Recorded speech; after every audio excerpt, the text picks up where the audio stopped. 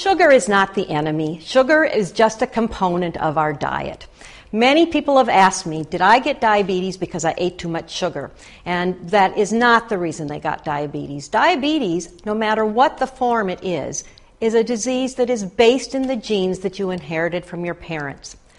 People who eat a lot of sugar often gain a lot of weight. And if you gain a lot of weight, the genes that you inherited may appear earlier in life than if you remain very lean.